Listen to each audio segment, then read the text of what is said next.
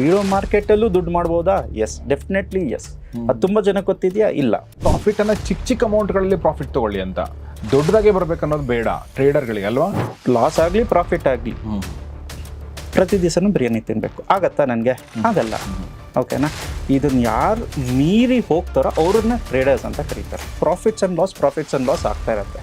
But ಏನು ಗೊತ್ತಾ, ಮೇಜರಾಗೆ loss ಮಾಡಬೇಕಾದ್ರೆ ತುಂಬ ಕಡಿಮೆ ಲಾಸ್ ಮಾಡ್ಕೋಬೇಕು. ಪ್ರಾಫಿಟ್ ಮಾಡಬೇಕಾದ್ರೆ ಮೇಜರಾಗಿ ಪ್ರಾಫಿಟ್ ಮಾಡಿ. ಪ್ರತಿ ಸಲ ಅವ್ರು ಲಾಸ್ ತೊಗೋಬೇಕಾದ್ರೆ 1,000 to 2,000 ಲಾಸ್ ಹೋಗ್ತಾ ಬಂದರು. ಪ್ರತಿ ಸಲಿನೂ ಲಾಸ್ ಅಷ್ಟೇ ಇತ್ತು.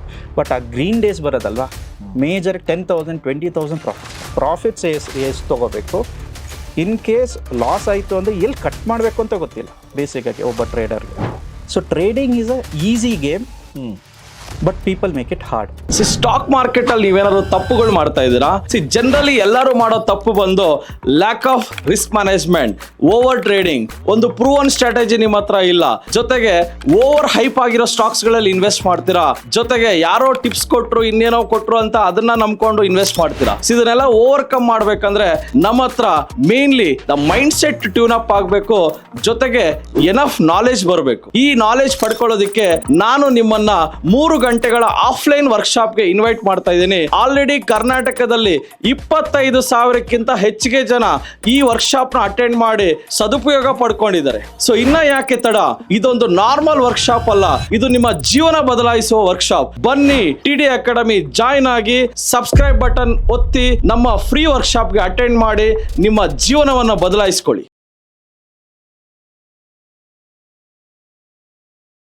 ಸ್ನೇಹಿತರೆ ನಮಸ್ಕಾರ. ಗೌರಿ ಶಕಿ ಸ್ಟುಡಿಯೋದ ವಿಶೇಷ ಕಾರ್ಯಕ್ರಮ ಮಹಾಮನಿ ನಿಮಗೆಲ್ಲ ಆತ್ಮೀಯ ಸ್ವಾಗತ. ನಾನು ಗೌರಿ ಶಕಿ. ಮಹಾಮನಿ ಕಾರ್ಯಕ್ರಮದಲ್ಲಿ ಇವತ್ತು ನಮ್ಮ ಜೊತೆಗೆ ಜಾಯ್ನ್ ಆಗಿದ್ದಾರೆ TD ಅಕಾಡೆಮಿಯ JP ನಗರ ಬ್ರಾಂಚ್ನ ಮುಖ್ಯಸ್ಥರಾಗಿರುವಂಥ ಪವನ್ ಕುಮಾರ್ ಅವರು. ಪವನ್ ಅವರೇ, ವೆಲ್ಕಮ್ ಟು ದ ಶೋ. ನಮಸ್ತೆ. ಸೊ ಪವನ್ ಅವ್ರ ಜೊತೆಗೆ ನಾನು ಇವತ್ತು ಒಂದು ಇಂಪಾರ್ಟೆಂಟ್ ವಿಚಾರ ಮಾತಾಡ್ಬೇಕು ಅಂದ್ಕೊಂಡೆ. ಅದೇನೆಂದರೆ ಟ್ರೇಡರ್ಸ್ ಬಗ್ಗೆ.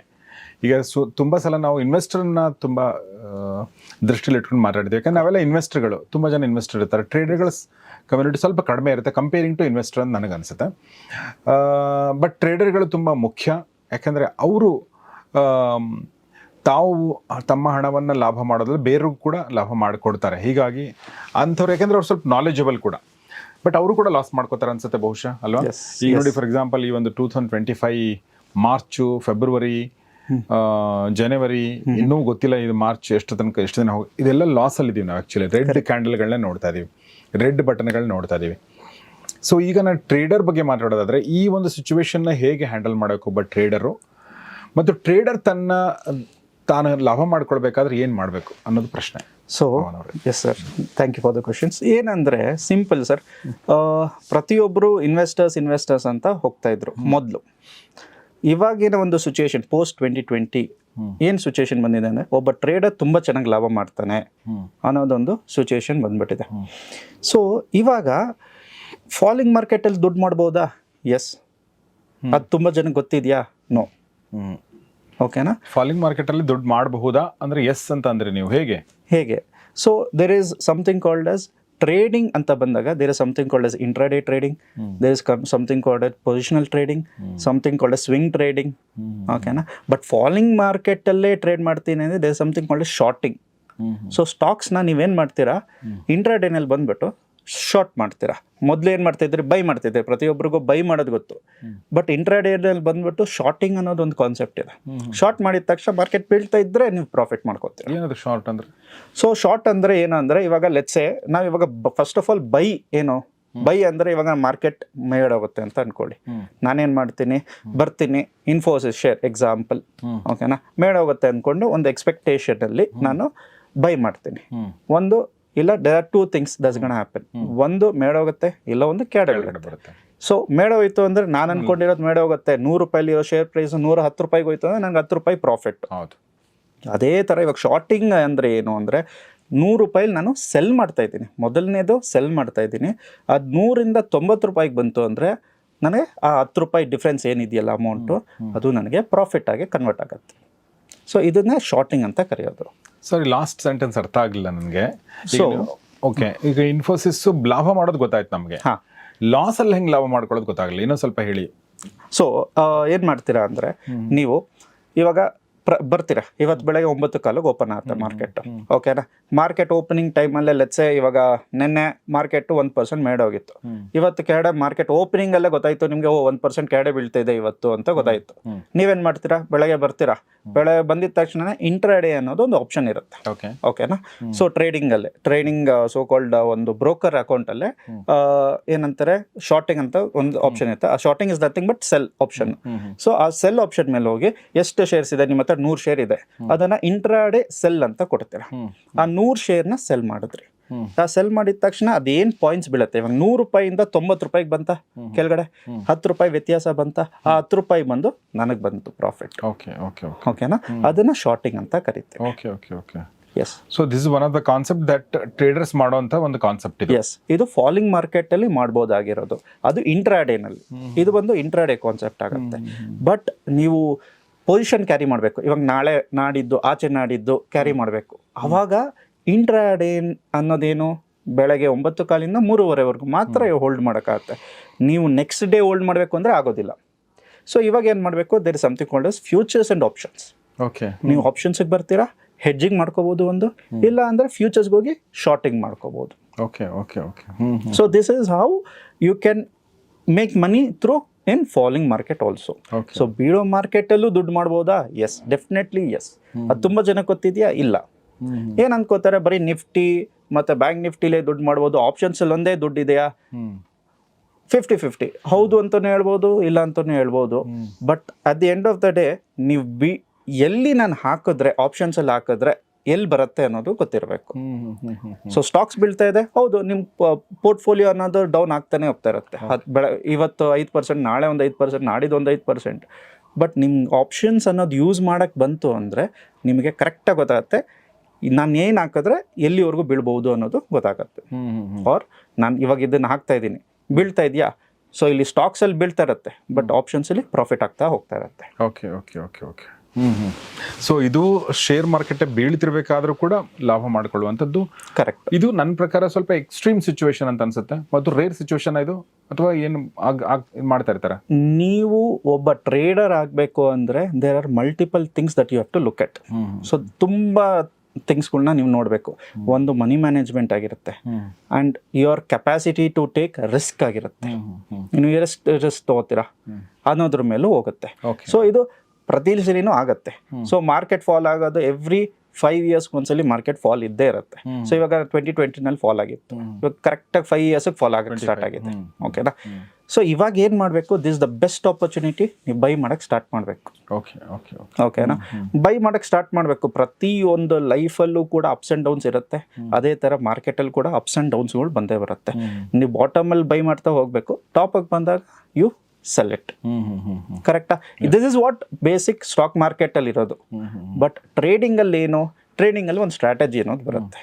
ಆ ಸ್ಟ್ರಾಟಜಿನ ನಾವು ಫಾಲೋ ಮಾಡಬೇಕು. ಇನ್ವೆಸ್ಟ್ ಬಂದಾಗ ಸ್ವಲ್ಪ ಸಿಂಪಲ್ ಅದಂತ, ಬಟ್ ಟ್ರೇಡರ್ಸ್ ಬಂದಾಗ ಅದು ಅಷ್ಟು ಸಿಂಪಲ್ ಆಗಿರಕ್ಕೆ ಸಾಧ್ಯ ಇಲ್ಲ. ಡೆಫಿನೆಟ್ಲಿ, ಯಾಕಂದ್ರೆ ಅಷ್ಟೊಂದು ವೇಟ್ ಮಾಡಕ್ಕೆ ಅವ್ರಿಗೆ ಟೈಮ್ ಇರಲ್ಲ. ಕರೆಕ್ಟ್. ಸೊ ಅವ್ರು ಮಾಡ್ಬೇಕಾಗಿರೋದು ಏನಂದ್ರೆ ರಿಸ್ಕ್ ಮ್ಯಾನೇಜ್ಮೆಂಟ್ ಅನ್ನ ಹೇಗೆ ಮಾಡಬೇಕು ಮತ್ತು ಮನಿ ಮ್ಯಾನೇಜ್ಮೆಂಟ್ ಹೇಗೆ ಮಾಡಬೇಕು, ಅವರ ದುಡ್ಡನ್ನ ಅಥವಾ ಬೇರೆಯವ್ರ ದುಡ್ಡನ್ನ ಅನ್ನೋದು ತುಂಬ ಮುಖ್ಯ ಆಗುತ್ತೆ. ಇದ್ರ ಬಗ್ಗೆ ಏನು ಹೇಳಕ್ಕೆ ಇಷ್ಟಪಡ್ತೀರಿ ಪವನ್ ಅವರೇ? Sir simple sir. ಸೊ ಇವಾಗ ನೀವು ಸ್ಕೂಲ್ಗೆ ಹೋಗಿದ್ದೀರಾ, ಓಕೆನಾ? Let's say you got 95% marks. ಓಕೆನಾ, ಮನೆಗೆ ತೊಗೊಂಡೋಗಿ ಕೊಡ್ತೀರಾ ಮಾರ್ಕ್ಸ್ ಕಾರ್ಡ್ನ. ಏನಂತಾರೆ ಮನೇಲಿ? ತುಂಬಾ ಒಳ್ಳೆ ಕೆಲಸ ಮಾಡಿದೆ ಅಂತಾರೆ ಅಲ್ವಾ? ಬಟ್ ನಮ್ಮ ಇಂಡಿಯನ್ ಪೇರೆಂಟ್ಸ್ ಬಗ್ಗೆ ಏನ್ ಹೇಳ್ತೀರಾ? ಎಲ್ಲೋಯ್ತು 5 ಮಾರ್ಕ್ಸ್, ಎಲ್ಲೋಯ್ತು? ನಮ್ಮಲ್ಲಿ ಕೇಳ್ತಿರ್ಲಿಲ್ಲ, ಸಾಕಿಷ್ಟೇ ಅಂತಿದ್ರು. ಕರೆಕ್ಟ್ ಅಲ್ಲ?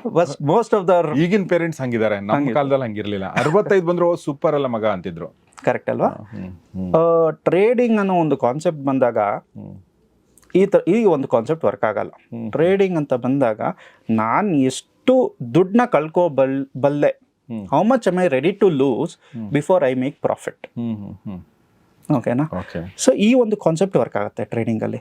ಅಂದರೆ ಇವಾಗ ನಾನು 1000 ರೂಪಾಯಿ ಇವತ್ತು ರೆಡಿ ಇದ್ದೀನಿ ಲಾಸ್ ಮಾಡ್ಕೊಳ್ಳೋಕ್ಕೆ. ನನ್ನ ಎಕ್ಸ್ಪೆಕ್ಟೇಷನ್ ಬಂದು 2000 ರೂಪಾಯಿ, ಇಲ್ಲ ನನ್ನ ಎಕ್ಸ್ಪೆಕ್ಟೇಷನ್ ಬಂದು 3000 ರೂಪಾಯಿ ಇದೆ. So if I am ready to lose, 1000 ರೂಪಾಯಿ ನಾನು ಲಾಸ್ ಮಾಡ್ಕೊಂಡ್ರೆ 2-3 ಸಾವಿರ ಪ್ರಾಫಿಟ್ ಮಾಡ್ಕೊಳಕ್ಕಾಗೋದು. ನಾನು ಲಾಸ್ ಮಾಡ್ಕೊಳ್ಳೋಕ್ಕೆ ರೆಡಿ ಇಲ್ಲ, ಬರೀ ನಾನು ಪ್ರಾಫಿಟೇ ನೋಡ್ತೀನಿ ಅಂತ ಹೋದರೆ that becomes a gambling mind set. ಒಬ್ಬ ಟ್ರೇಡರ್ ಆದವನು ಪ್ರತಿ ಸಲಿನೂ ಒಂದು ಟ್ರೇಡ್ ಹಾಕೋಕ್ಕೂ ಮುಂಚೆ ನಾನು ಇಷ್ಟು ಲಾಸ್ ಮಾಡ್ಕೋತಾ ಇದ್ದೀನಿ, ಇವತ್ತು ಈ ಲಾಸ್ ಮಾಡ್ಕೊಂಡ್ರೆ ಪರವಾಗಿಲ್ವಾ, ಪ್ರತಿ ದಿವಸನೂ ಕೂಡ ನಾನು ಮನೇಲಿ ಬಿರಿಯಾನಿ ತಿನ್ನಬೇಕು. ಲಾಸ್ ಆಗಲಿ ಪ್ರಾಫಿಟ್ ಆಗಲಿ ಪ್ರತಿ ದಿವಸನೂ ಬಿರಿಯಾನಿ ತಿನ್ನಬೇಕು. ಆಗತ್ತಾ ನನಗೆ? ಆಗಲ್ಲ. ಓಕೆನಾ? ಇದನ್ನ ಯಾರು ಮೀರಿ ಹೋಗ್ತಾರೋ ಅವ್ರನ್ನ ಟ್ರೇಡರ್ಸ್ ಅಂತ ಕರೀತಾರೆ. ಓಕೆನಾ? ಸೊ ಈ ರಿಸ್ಕ್ ಮ್ಯಾನೇಜ್ಮೆಂಟ್ ಅಥವಾ ಮನಿ ಮ್ಯಾನೇಜ್ಮೆಂಟ್ ಅಂತ ಏನು ಕರಿತೀವಲ್ಲ, so let's say you are taking 1 lakh rupees salary. ಓಕೆನಾ? 1 lakh rupees ನೀವು ಎಂಟೈರ್ 90,000 EMI ಮಾಡ್ಕೊಳಕ್ಕಾಗತ್ತಾ? ಇಲ್ಲ. ಕರೆಕ್ಟಾ? ಯಾಕೆ? ಬೇರೆ ಖರ್ಚುಗಳಿರ್ತವೆ. ಕರೆಕ್ಟ್.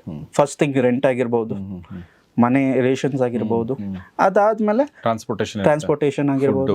ಕರೆಕ್ಟಾ? ಔಟ್ಡೋರ್ ಹೊರಗಡೆ. ಎಸ್. ಸೊ ಅದು ಬಿಟ್ಟು there should be some little bit of savings also ಅಲ್ವಾ? ಹೌದು. ಓಕೆನಾ? ಬಟ್ ದೊಡ್ಡ ಇನ್ವೆಸ್ಟರ್ಸ್ ಏನಂತಾರೆ, 70%, 60% ಸೇವಿಂಗ್ಸ್ ಮಾಡಿ ನಿಮ್ಗೆ ಬರೋ ದುಡ್ಡಲ್ಲಿ ಮಿಕ್ಕಿದ 40-50% ನೀವೇನು ಮಾಡ್ತೀರಾ? ಖರ್ಚುಗಳಿಗೆ ಇಟ್ಕೊಳ್ಳಿ ಅಂತ ಹೇಳ್ತಾರೆ. ಯಾರೋ ದೊಡ್ಡ ಇನ್ವೆಸ್ಟರ್ಸ್ಗಳು. ಯಾಕೆ ಹಂಗಂತಾರೆ? Because this is the proper money management. ನೀವು ಹೋಗ್ತಾ ವರ್ಕಿಂಗ್ ಲೋಡ್, ನಿಮ್ಮ ವಯಸ್ಸಾಗ್ತಾ ವರ್ಕ್ ಮಾಡೋ ಕೆಪಾಸಿಟಿ ಕಡಿಮೆ ಆಗ್ತಾ ಹೋಗುತ್ತೆ. ಅವಾಗ ನಿಮ್ಮನ್ನು ಯಾರು ನೋಡ್ಕೊಳ್ಳೋದು? ನಿಮ್ಮ ದುಡ್ಡೇ, ನಿಮ್ಮ ಸೇವಿಂಗ್ಸ್ಗಳೇ ನೋಡ್ಕೊಳ್ಳೋದು. ಇವಾಗ ಆ ಸೇವಿಂಗ್ಸು ಪ್ರತಿ ವರ್ಷನೂ ನಿಮಗೆ ನಮ್ಮ ಪ್ರೀವಿಯಸ್ಸಲ್ಲಿ ಸುದತ್ ಅವರು ಹೇಳಿದ್ದಾರೆ ಏನಂತ, ಪ್ರತಿ ಸಲಿನೂ 12% ನಿಫ್ಟಿ ಬಂದು 12% ಆರ್ ಅಬೌವ್ ಗ್ರೋತ್ ಕೊಟ್ಟರೆ ಇಟ್ ಇಸ್ ಬ್ಯೂಟಿಫುಲ್ ಅಂತ ಹೇಳಿದ್ದಾರೆ. ಸೊ ನಿಮ್ಮ ಸೇವಿಂಗ್ಸ್ ಕೂಡ 12% ಆರ್ ಅಬೌವ್ ಕೊಡ್ತಾ ಇತ್ತು ಅಂದರೆ it is more beautiful. But trading ಅನ್ನೋ ಒಂದು ಕಾನ್ಸೆಪ್ಟ್ ಅಂತ ಏನು ಕರಿತೀವಲ್ಲ, ಅಲ್ಲಿ ನಿಮಗೆ 100% ಡಬಲ್ ಆಗುತ್ತೆ money, and at the same time 100% loss ಕೂಡ ಆಗುತ್ತೆ. ಓಕೆನಾ? ಇವಾಗ ಈ 100% ಲಾಸ್ ಆಗೋದಕ್ಕಿಂತ ನಾವೇನು ಮಾಡಬೇಕು? ಇವಾಗ ಲಾಸ್ ಆಯಿತು, ನಾನು 1 ಲಕ್ಷ ರೂಪಾಯಿ ತಂದೆ ಮಾರ್ಕೆಟಲ್ಲಿ, ಕಂಪ್ಲೀಟಾಗಿ ಲಾಸ್ ಆಯಿತು. 3 ದಿವಸ ಟ್ರೇಡಿಂಗ್ ಮಾಡ್ತಾ ಇದ್ದೆ, ಒಂದು ದಿವಸ 50,000 ಬಂತು, ಇನ್ನೊಂದು ದಿವಸ 70,000 ಬಂತು, 3ನೇ ದಿವಸಕ್ಕೆ ಎಲ್ಲ ಔಟ್ ಆಯಿತು. ಕರೆಕ್ಟಾ? ಸೊ ಈ ಥರ ನಾರ್ಮಲ್ ಆಗಿ ಒಬ್ಬ ಟ್ರೇಡರ್ ಅನ್ನೋ ಹೊಸ ಟ್ರೇಡರ್ ಬಂದರೆ ಈ ಥರ ಪ್ರಾಫಿಟ್ಸ್ ಆ್ಯಂಡ್ ಲಾಸ್ ಆಗ್ತಾ ಇರುತ್ತೆ. ಬಟ್ ಏನು ಗೊತ್ತಾ, ಮೇಜರಾಗೆ ಲಾಸ್ ಮಾಡಬೇಕಾದ್ರೆ ತುಂಬ ಕಡಿಮೆ ಲಾಸ್ ಮಾಡ್ಕೋಬೇಕು, ಪ್ರಾಫಿಟ್ ಮಾಡಬೇಕಾದ್ರೆ ಮೇಜರಾಗಿ ಪ್ರಾಫಿಟ್ ಮಾಡಬೇಕು. ಸೊ ಈ ಥರ ಸ್ಮಾಲ್ ಪ್ರಾಫಿಟ್ಸ್ ಮಾಡ್ತಾ ನಿಮಗೆ ಕ್ಯಾಪಿಟಲ್ ಸ್ಲೋವಾಗಿ ಬಿಲ್ಡ್ ಆಗ್ತಾ ಹೋಗುತ್ತೆ. So this is how you can compound your profits. ತುಂಬ ಕರೆಕ್ಟಾಗಿ ತುಂಬ ಚೆನ್ನಾಗಿ ಹೇಳಿದೆ. ದಿಸ್ ಇಸ್ ಅಂದರೆ ಇದು ಐಡಿಯಲ್ ಮೈಂಡ್ ಸೆಟ್ ಇದು ಅಂತ ಅನ್ಸುತ್ತೆ ನನಗೆ. ಅಂದರೆ ಪ್ರಾಫಿಟನ್ನು ಜಾಸ್ತಿ ಮಾಡ್ಕೊಳ್ಳಿ, ಜಾಸ್ತಿ ಟೈಮ್ ಮಾಡ್ಕೊಳ್ಳಿ, ಲಾಸನ್ನು ಮಿನಿಮೈಸ್ ಮಾಡ್ಕೊಳ್ಳಿ ಅನ್ನೋದು ಒಂದು. ಎರಡನೇದು ಪ್ರಾಫಿಟನ್ನು ಚಿಕ್ಕ ಅಮೌಂಟ್ಗಳಲ್ಲಿ ಪ್ರಾಫಿಟ್ ತೊಗೊಳ್ಳಿ ಅಂತ, ದೊಡ್ಡದಾಗೆ ಬರ್ಬೇಕು ಅನ್ನೋದು ಬೇಡ ಟ್ರೇಡರ್ಗಳಿಗೆ ಅಲ್ವಾ? ಕರೆಕ್ಟ್. ಈಗ ನನಗೆ 40% ಬೇಕು, 50% ಬೇಕು ಅನ್ನೋದು ಬೇಡ. ನಿಮ್ಗೇನು ಪ್ರಾಫಿಟ್ ಬಂದಿದೆ ಇವತ್ತು, ಬಿ ಹ್ಯಾಪಿ ವಿತ್ ದ್ಯಾಟ್ ಅನ್ನೋ ಥರನ ಹೇಳಿದೆ ನೀವು. ಸಿಂಪಲ್. ನಾನು ಸೊ ನಮ್ಮ ಇನ್ಸ್ಟಿಟ್ಯೂಷನಲ್ಲಿ I will be training so many people. ಆದ್ರೂ ನಾನು ಪ್ರತಿ ವರ್ಷವೂ ನಾನೇನು ಮಾಡ್ತಾ ಇದ್ದೀನಿ ಅಂದರೆ I am putting my money on learning. ಓಕೆನಾ? ಲಾಸ್ಟ್ ಇಯರ್ ಕೂಡ I have spend around 50,000-70,000 rupees just purely learning. ಓಕೆನಾ? ಟ್ರೇಡಿಂಗಲ್ಲಿ ಏನು ಮೇಜರ್ ಸೀಕ್ರೆಟ್ ಏನು ಅಂದರೆ 70% comes to money management and psychology. Rest 30% is your strategy. ನೀವು ಯಾವ ಸ್ಟ್ರಾಟಜಿಟಿ ತೊಗೊಳ್ಳಿ ವರ್ಕ್ ಆಗುತ್ತೆ, but it is all about money management and psychology. So ಅದು ಹೇಳ್ತಾ ಹೋದ ವರ್ಷ ನಾನು ಒಂದು ಕ್ಲಾಸ್ಗೆ ಹೋಗಿದ್ದೆ. ಸೊ ಆ ಕ್ಲಾಸಲ್ಲಿ ಅವ್ರೇನು ಹೇಳಿದ್ರು ಅಂದರೆ, ಸೆಟಪ್ಸ್ ಪ್ರತಿಯೊಬ್ಬರು ಕೊಡ್ತಾರೆ, ಬಟ್ ಮನಿ ಮ್ಯಾನೇಜ್ಮೆಂಟ್ ಅನ್ನೋದೇನಿದೆ ಅಲ್ವಾ, ಎಲ್ಲರೂ ಹೇಳೋಕ್ಕಾಗಲ್ಲ. ಈ ಮನಿ ಮ್ಯಾನೇಜ್ಮೆಂಟ್ ಮಾಡ್ಕೊಂಡೆ ನೀವು ಯಾವ ಸೆಟಪ್ಪಲ್ಲಿ ವರ್ಕ್ ಮಾಡಿದ್ರು ಕೂಡ ನೀವು ಪ್ರಾಫಿಟಬಲ್ ಮಾಡ್ಕೋತೀರ. ಓಕೆನಾ? ಸೊ ಸಿಂಪಲ್ ಆಗಿ ಏನು ಅಂತ ಹೇಳಿದ್ರು ಅಂದರೆ, ನೀವು ಪ್ರಾಫಿಟ್ ತೊಗೋತಾ ಇರ್ತೀರ. ಸೊ ಫಸ್ಟ್ ಆಫ್ ಆಲ್ ಏನು ಹೇಳಿದ್ರು ಅಂದರೆ, ಒಂದು ಇದನ್ನು ತೋರಿಸಿದ್ರು, ಏನು ಅವರ ಒಂದು ಪ್ರಾಫಿಟ್ ಆ್ಯಂಡ್ ಲಾಸಸ್ ತೋರಿಸಿದ್ರು. ಅವ್ರ ಪ್ರಾಫಿಟ್ ಆ್ಯಂಡ್ ಲಾಸಸ್ಸಲ್ಲಿ ಹೆಂಗಿತ್ತು ಅಂದರೆ, ಪ್ರತಿ ದಿವಸನೂ ರೆಡ್ ಬಂದಿರೋದು. ಓಕೆನಾ? ಆಮೇಲೆ ಮಧ್ಯದಲ್ಲಿ ಎಲ್ಲೋ ಒಂದು ದಿವಸ 2 ದಿವಸ ಗ್ರೀನ್. ಓಕೆನಾ? ಪ್ರತಿ ಸಲ ಅವ್ರು ಲಾಸ್ ತೊಗೋಬೇಕಾದ್ರೆ 1,000-2,000 ಲಾಸ್ ತೊಗೋತಾ ಬಂದರು. ಪ್ರತಿ ಸಲಿನೂ ಲಾಸ್ ಅಷ್ಟೇ ಇತ್ತು. ಬಟ್ ಆ ಗ್ರೀನ್ ಡೇಸ್ ಬರೋದಲ್ವಾ, ಮೇಜರ್ 10,000, 20,000 ಪ್ರಾಫಿಟ್ಸ್ ಬರೋದು. ಸೊ 2 ದಿವಸ ಸಾಕು. ಈ 2 ದಿವಸಗೆ ಅವರು 10 ದಿವಸ ಸ್ಪೆಂಡ್ ಮಾಡಿದ್ರು. ಯಾಕೆ ಈ 10 ದಿವಸ ಸ್ಪೆಂಡ್ ಮಾಡಿದ್ದಾರೆ? ಅವ್ರ 8 ಟ್ರೇಡಿಂಗ್ ಲಾಸಸ್ ಏನಾಗಿದೆಯಲ್ವಾ, ಕಾಂಪನ್ಸೇಟ್ ಆಗಿದೆ ಈ 2 ದಿವಸದ್ದು. ಕರೆಕ್ಟಾ? ಲಾಭ ಬಂದಿದೆ. ಆ 2 ದಿವಸ 10,000-20,000 ಏನೇನೋ ಮಾಡ್ಕೊಂಡ್ರಲ್ವಾ, ಎಲ್ಲ ವಾಶೌಟ್ ಆಯಿತು. ಆ ಲಾಸಸ್ ಎಲ್ಲ ವಾಶೌಟ್ ಆಯಿತು, ಪ್ರಾಫಿಟಿಗೆ ಬಂದರು. ಮತ್ತೆ ಲಾಸಸ್ ಆಗುತ್ತೆ, ಮತ್ತೆ ಪ್ರಾಫಿಟ್ ಬರ್ತಾರೆ, ಲಾಸಸ್ ಆಗುತ್ತೆ, ಪ್ರಾಫಿಟ್ ಬರುತ್ತೆ. ಸೊ ಅವ್ರ ಸೆಟಪ್ ಬಂದು ಈ ಥರ ಡಿಸೈನ್ ಆಗಿದೆ. ಓಕೆನಾ, ಈ ತರ ಡಿಸೈನ್ ಆಗಿರೋದಕ್ಕೆ ಅವ್ರು ಹಿಂಗೆ ವರ್ಕ್ ಮಾಡಬೇಕು ಅಂತ ಅವ್ರಿಗೆ ಗೊತ್ತಿದೆ. ನಾನು ಎಷ್ಟು ದುಡ್ಡು ಹಾಕ್ಬೇಕು ಇಲ್ಲಿ, ನಾನು ಪ್ರತಿ ದಿವಸನೂ ಏನಿಲ್ಲ ಅಂದ್ರೆ ಕಣ್ಣು ಮುಚ್ಕೊಂಡು 2,000 ಲಾಸ್ ಮಾಡ್ಕೋತೀನಿ. 8ನೇ ದಿವಸನೋ 9ನೇ ದಿವಸನೋ ನನಗೆ ಗೊತ್ತು ಅದು ಮತ್ತೆ 10,000 15,000 ಪ್ರಾಫಿಟ್ ಕೊಡುತ್ತೆ ಅಂತ ಗೊತ್ತಾಯ್ತು. ಸೊ ಇವಾಗ ಅವ್ರು ಅಷ್ಟನ್ನೇ ಮಾಡ್ಕೊಂಡು ಹೋಗ್ತಾ ಇರ್ತಾರೆ ಅಷ್ಟೇ. ಆಮೇಲೆ ನೆಕ್ಸ್ಟ್ ಸೆಟಪ್ ಬಂದು ನೀವು ಲೆಟ್ಸ್ ನೀವು 1 ಲಕ್ಷದಲ್ಲಿ ಟ್ರೇಡ್ ಮಾಡ್ತಾ ಹೋಗ್ತಾ ಇದ್ದೀರಾ. ನಿಮಗೆ ಗೊತ್ತು ಇವಾಗ ನಾನು ಪ್ರತಿ ದಿವಸ ಮ್ಯಾಕ್ಸಿಮಮ್ 1,000 to 2,000 ಲಾಸ್ ಮಾಡ್ಕೋತೀನಿ, ಇಲ್ಲ ಅಂದರೆ ಪ್ರಾಫಿಟ್ ಮಾಡ್ಕೋತೀನಿ. 2ರಲ್ಲಿ 1 ಅಂತ ನನಗೆ ಗೊತ್ತೈತಿ. ಇವಾಗ ನಾನೇನು ಮಾಡ್ತೀನಿ ನೆಕ್ಸ್ಟು, ಇವಾಗ ಪ್ರತಿ ದಿವಸನೂ ನಾನು 10 ದಿವಸದಲ್ಲಿ 10,000 ಅಂತ ಮಾಡಿದ್ರೆ 4 ಸಲ ಸಿಗುತ್ತೆ, 40,000 ಆಯಿತು. ಆಯಿತಾ, ಲಾಸಸ್ ಎಲ್ಲ ಹೋಯ್ತು ಅಂದರೆ ಒಂದು 20,000 to 25,000 ಉಳ್ಕೋತು ತಿಂಗಳಿಗೆ ಅಂದ್ಕೊಳ್ಳಿ. ಇವಾಗ ನನ್ಗೆ ಆ 25,000 ಮುಂದಿನ ತಿಂಗಳು ಅಟ್ಲೀಸ್ಟ್ 50,000 ಆಗಬೇಕಲ್ವಾ. ಸೊ ಇವಾಗ ಕ್ಯಾಪಿಟಲ್ ಯಾವಾಗ ಡಬಲ್ ಮಾಡಬೇಕು, ಕರೆಕ್ಟ್ ಅಲ್ವಾ? ಈ ಕ್ಯಾಪಿಟಲ್ ಯಾವಾಗ ಡಬಲ್ ಮಾಡಬೇಕು ಅನ್ನೋ ಒಂದು ಕಾನ್ಸೆಪ್ಟು ಕೂಡ ನಿಮ್ಗೆ ಗೊತ್ತಿರಬೇಕು. ಸೊ ಇವಾಗ ನನಗೆ 20,000 40,000 ಒಂದ್ಸಲಿ ಬಂದಿದ ತಕ್ಷಣ ನಾನು 1 ಲಾಟಲ್ಲಿ ಮಾಡೋದನ್ನ ನಾನು 2 ಲಾಟ್ಸ್ 3 ಲಾಟ್ಸಲ್ಲಿ ಮಾಡಿಬಿಟ್ರೆ ಏನಾಗ್ಬಿಡುತ್ತೆ, ಲಾಸಸ್ ಕೂಡ 1,000ದಿಂದ 2,000 ಹೋಗುತ್ತೆ, ಇಲ್ಲ 4,000 ಹೋಗಿರುತ್ತೆ, ಇಲ್ಲ 6,000 ಹೋಗಿರುತ್ತೆ. ಓಕೆನಾ? ಸೊ ನಾನು 10 ಟ್ರೇಡ್ಸ್ಗಳು ಮಾಡೋಕ್ಕೆ ಆಗಲ್ಲ. ಏನಿಲ್ಲ ಅಂದ್ರೆ 6ರಿಂದ 7 ಕಾನ್ಸಿಕ್ಯೂಟಿವ್ ಆಗಿ ಲಾಸಸ್ ಬಂದ್ಬಿಡ್ತು ಇಂದ 6,000 ಏನಾಗೋಯ್ತು ನಮ್ಮ ಕ್ಯಾಪಿಟಲ್ ಮುಗ್ದೋಯ್ತು. 60,000 70,000 ಲಾಸ್ ಆಗೋಯ್ತು. ದೆನ್ ನಿಮಗೆ ಪ್ರತಿಯೊಬ್ಬ ಟ್ರೇಡರ್ ಏನು ಮಾಡ್ತಾನೆ, ಒಂದ್ಸಲಿ ಟ್ರೇಡ್ ಹಾಕಾದ್ಮೇಲೆ ದೇವ್ರಿಗೆ ಕೈ ಮುಕ್ಕೊಂಡು ಕೂತ್ಕೋತಾನೆ. ಯಾಕೆ? Because he doesn't know on strategy ಏನು ಮಾಡ್ತಾಯಿದೆ ಅನ್ನೋದು ಗೊತ್ತಿಲ್ಲ. ಆನ್ ಲಾಸಸ್ ಎಲ್ಲಿ ಏನಾಗುತ್ತೆ, ಪ್ರಾಫಿಟ್ಸ್ ಎಷ್ಟು ತೊಗೋಬೇಕು, ಇನ್ ಕೇಸ್ ಲಾಸ್ ಆಯಿತು ಅಂದರೆ ಎಲ್ಲಿ ಕಟ್ ಮಾಡಬೇಕು ಅಂತ ಗೊತ್ತಿಲ್ಲ ಬೇಸಿಕ್ಕಾಗಿ ಒಬ್ಬ ಟ್ರೇಡರ್ಗೆ. ಸೊ ಅದು ಪ್ರಾಬ್ಲಮ್ ಟ್ರೇಡಿಂಗಲ್ಲಿ. ರಿಸ್ಕ್ ಟು ರಿವಾರ್ಡ್ ಅಂತ ಒಂದು ಕಾನ್ಸೆಪ್ಟ್ ಕರಿತೀವಿ. ಏನಿದು ರಿಸ್ಕ್ ಟು ರಿವಾರ್ಡ್ ಅಂದರೆ, ನಾನು ಇವಾಗ ಲೆಟ್ಸೆ 10 ಟ್ರೇಡ್ ಮಾಡ್ತೀನಿ ಅಂತ ಅಂದ್ಕೊಳ್ಳಿ.